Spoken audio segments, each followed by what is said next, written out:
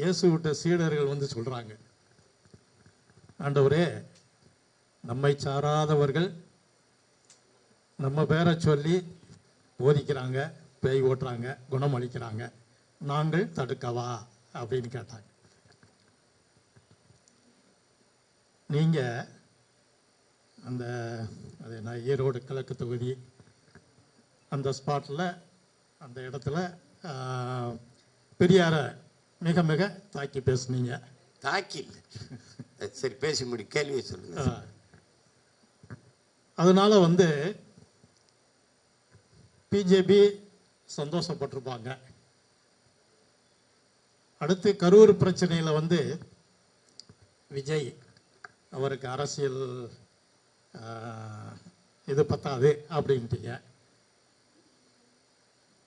BJP இந்த இயேசு நிகழ்ச்சி வாழ அது செய்ய வேண்டிய செயல் திட்டங்களை இவ்வாறு திரைமறைவுக்கு பின்னால் நீங்கள் இருவரும் செய்கிறீங்களோ அப்படின்னு எனக்கு நினைக்க தோணுது. இது 2 பேருமே நீங்கள் திரைத்துறையை சார்ந்தவர்கள். தமிழ் இன உணர்வை அழிப்பது என்பதற்கு உரமிடாமல் செய்யக்கூடிய செயலோ என்று நான் அஞ்சுகிறேன். இதில்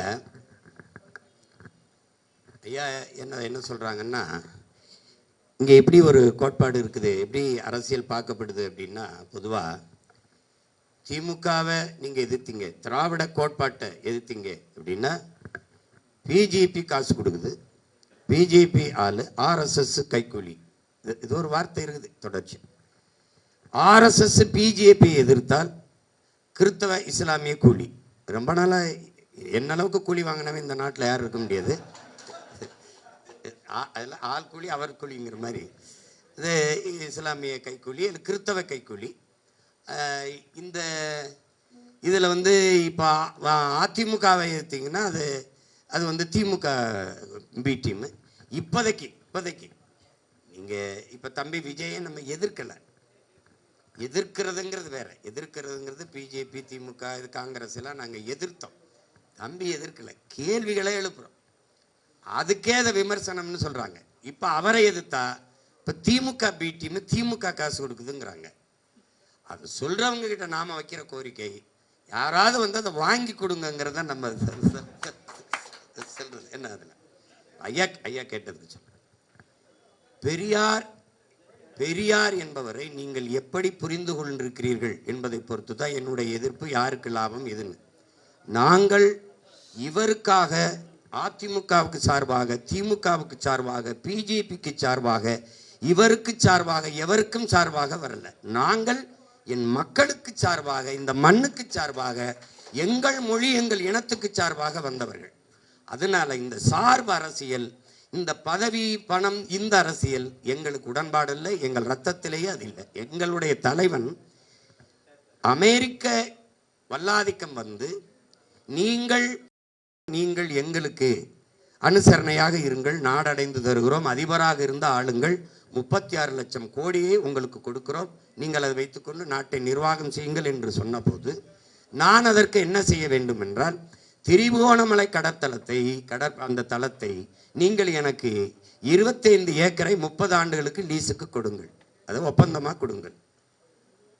அவர்கள் போய்விட்டார்கள். இதே தேவையை, இதே டிமாண்ட், இதே ஆஃபர் அதை கொண்டாந்து சீனா வைக்குது. அப்போ சீனா வைக்கும்போது அதுக்கு நான் என்ன செய்யணும்? இதே தான். இதை தளபதிகளிடையே கூட்டு பேசும்போது சிலர் சீனா தயவிலே பெற்றுக்கொள்ளலாம், அருகிலே இருக்கிறது என்று, சிலர் சீனா அருகில் இருக்க அடிக்கடி மூக்க நீட்டும், அமெரிக்கா தயவிலே பெற்றுக்கொள்ளலாம் என்று. இதில் எந்த முடிவை எடுத்தாலும் இந்தியாவிற்கு எதிராக போய்விடும், அதை நாம் செய்யக்கூடாது என்று சொன்னது நமது தலைவர். இந்த தேவையை நிராகரித்ததை ராஜபக்சே நிராகரிக்காமல் ஏற்றுக்கொண்டார். இந்த நாடுகள் அவர் பக்கம் நின்று நம்மை வீழ்த்தியது. இதில் எந்த முடிவை எடுத்திருந்தாலும் அது மாதிரி இப்போ நான் நினைத்திருந்தால் எப்பவோ இந்த நாட்டில் எவரோட கூட்டணி வைத்து 10 எம்எல்ஏ 5 எம்பி இவ்வளவு சொத்து கோடி இதெல்லாம் வாங்கியிருக்கலாம். அதனால நீங்கள் பெரியார் என்பவரை எப்படி புரிஞ்சுக்கிறீங்கிறத, பெரியாரை எதிர்த்தாலே அது பிஜேபிக்கு ஆதரவு. எங்கே இருந்தார் உங்க பெரியார்? பெரியார் எங்களுக்கு கற்பித்தது என்ன? கோயிலுக்குள்ள போகாத, பிராமணர்கள் இங்க உள்ள வராது, அது தீட்டு, இவன் உள்ள போகாத, முட்டாள்தனம். கோயில் எங்களுக்கு வழிபாட்டு தலம் அல்ல என் உடன் பிறந்தார்களே, அது வரலாற்று பேராவணம், வெறும் வழிபாட்டு தலம் அல்ல. உள்ளே இருக்கிறவன் என் முன்னவன், முருகன் சிவன் என் முன்னவன். அவன் அங்க போகாதன், அங்க இருக்கிற கல்வெட்டுல தான் என்னுடைய அடையாளங்கள் இருக்குது எல்லாம். அதப்புறம் போகாதன்னு வெளியேற்றி வா வா கோயிலுக்குள்ள போகாத, கோயிலுக்குள்ள போகாத, கோயிலுக்குள்ள போகாதன்னு கடற்கரைக்கு கொண்டு வந்து அண்ணா சமாதி, எம்ஜிஆர் சமாதி, ஜெயலலிதா சமாதி, கருணாநிதி சமாதியில் கட்டடிச்சு ஓம்ங்கிறன்னு பாடிக்கிட்டு இருக்கான். கோயிலிருந்து வெளியேற்றி புதகுலியை கும்பிட விட்டவர்கள் இந்த முற்போக்கு சிந்தனையாளர்கள், இந்த பகுத்தறிவு திலகங்கள். அவரை பேசுறதுன்னா என்ன? நீங்கள் இன்று பெரியார், இளம் வயதிலிருந்து 12 ஆண்டுகளுக்கு மேலாக பெரியாரை வீதிபதியாக கொண்டு போய் செத்தவன். என் இனம் செத்த பிறகு முடிவு பண்ண, இவன் நமக்கானவே இல்லை, இந்த அதிகாரங்கள் இந்த தலைமைகள் எனக்கானது இல்லை. அப்ப என்ன முடிவு வருது? என் மூச்சு காற்றை நானே சுவாசிப்பது போல, என் உணவை நானே எடுத்து உண்பது போல, என் உரிமையை என் விடுதலையை நானே போராடி பெறுவது என்ற முடிவெடுத்து களத்துக்கு வந்தேன். என்னை போல உணர்வு பெற்ற லட்சக்கணக்கான பிள்ளைகள் என்னோடு வந்தார்கள். அதான் நாம் தமிழர் என்கிற அரசு புரட்சி படை. இது கட்சி கிடையாது உடன் பிறந்தார்களே. சீருடை அணியாத, ஆயுதம் ஏந்தாத கருத்தியல் புரட்சியை தூக்கி நிற்கிற தமிழ் தேசிய விடுதலைக்கான மக்கள் ராணுவம் என்பதை நீங்கள் புரிந்து கொள்ளணும்.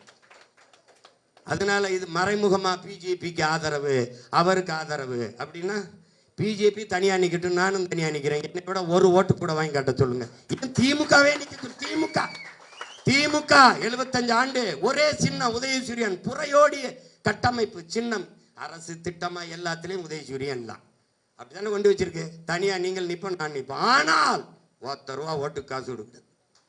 எவன் ஜெயிக்கிறான்னு பார்த்துருவோம், வா பார்த்துருவோம். ஐயா, புகழ்ச்சியில் வளர்கிறவனுக்கு துணை தேவைப்படுது, முயற்சியில் வளர்றவனுக்கு நம்பிக்கை தான் தேவைப்படுது. அந்த நம்பிக்கை எங்களுக்கு அடர்த்தியா இருக்கு. நாங்க ஒண்ணு புகழ்ச்சி கைதட்டா அப்படி நடிக்கிறார், இப்படி ஆடுறார், அதுல வரல. நாங்க, நீங்க சொல்றீங்க 2 பேரும் திரைத்துறையில இருந்து வந்தவன். ஆமா, நான் ரசிகர்களை சந்திக்கல, மக்களை சந்தித்தேன். என்னை பார்க்க வர்ற கூட்டம் ரசிகர் கூட்டம் இல்ல, கருத்தியல் கூட்டம், தத்துவ கூட்டம், போராளிகள் கூட்டம், கொள்கையாளனின் கூட்டம். நான் வைத்திருப்பது பதர்கள் அல்ல, மணிகள், நெல் மணிகள். ஒன்று விதைத்தால் 1000 2000 வெடித்து முளைத்து வரும்.